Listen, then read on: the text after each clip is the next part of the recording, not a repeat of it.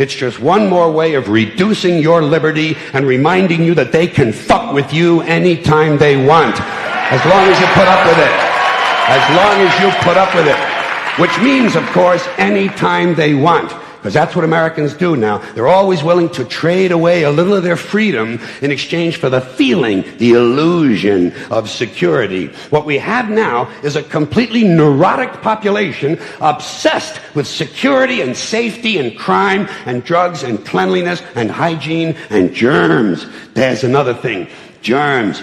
Where did this sudden fear of germs come from? In this country. Have you noticed this? The media constantly running stories about all the latest infections, salmonella, E. coli, hantavirus, bird flu, and Americans they panic easily, so now everybody's running around scrubbing this and spraying that and overcooking their food and repeatedly washing their hands, trying to avoid all contact with germs. It's ridiculous, and it goes to ridiculous lengths. In prisons, before they give you a lethal injection, they swab your arm with alcohol.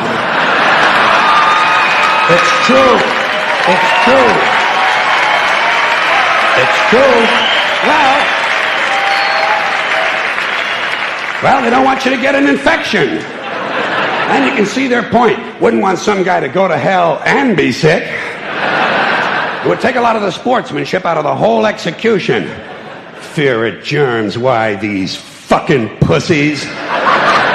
You can't even get a decent hamburger anymore. They cook the shit out of everything now because everybody's afraid of food poisoning. Hey, where's your sense of adventure? Take a fucking chance, will you?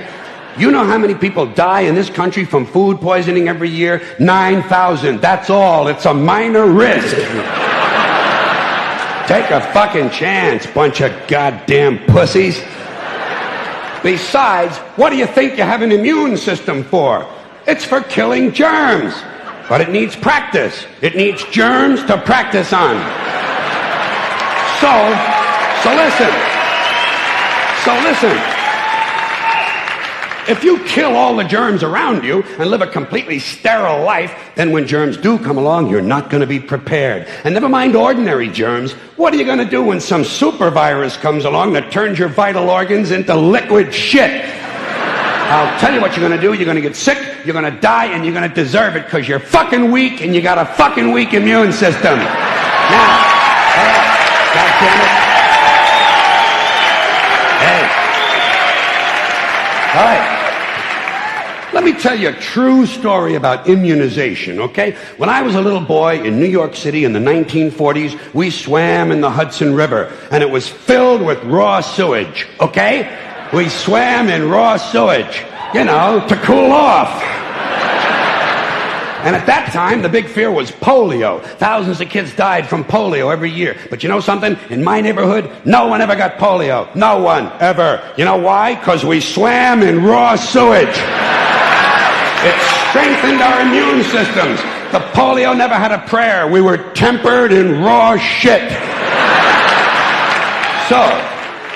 So personally, I never take any special precautions against germs. I don't shy away from people who sneeze and cough. I don't wipe off the telephone. I don't cover the toilet seat. And if I drop food on the floor, I pick it up and eat it.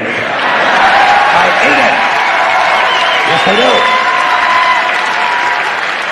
do. Even if I'm at a sidewalk cafe in Calcutta, the poor section, on New Year's morning during a soccer riot. And you know something? In spite of all that so-called risky behavior, I never get infections. I don't get them. I don't get colds. I don't get flu. I don't get headaches. I don't get upset stomachs. And you know why? Because I got a good, strong immune system, and it gets a lot of practice. My immune system is equipped with the biological equivalent of fully automatic military assault rifles with night vision and laser scopes. And we have recently acquired phosphorus grenades, cluster bombs, and anti-personnel fragmentation mines. So, when my white blood cells are on patrol, reconnoitering my bloodstream, seeking out strangers and other undesirables, if they see any suspicious-looking germs of any kind, they don't fuck around. They whip out the weapons, they wax the motherfucker, and deposit the unlucky fellow directly into my colon. Into my colon. There's no nonsense. There's no Miranda warning. There's none of that 3 strikes and you're out shit. First defense, bam, into the colon you go.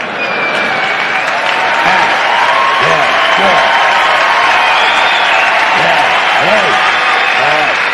Oh. And speaking of my colon, I want you to know I don't automatically wash my hands every time I go to the bathroom, okay? Can you deal with that? Sometimes I do, sometimes I don't. You know when I wash my hands? When I shit on them.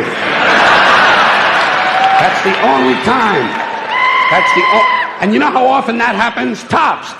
2-3 times a week. Tops. Maybe a little more frequently over the holidays, you know what I mean? And I'll tell you something else, my well-scrubbed friends. You don't always need a shower every day. Did you know that? It's overkill. Unless you work out or work outdoors or for some reason come in intimate contact with huge amounts of filth and garbage every day, you don't always need a shower. All you really need to do is to wash the 4 key areas. Armpits, asshole, crotch, and teeth. Got that? Armpits, asshole, crotch, and teeth. In fact, you can save yourself a whole lot of time if you simply use the same brush on all 4 areas.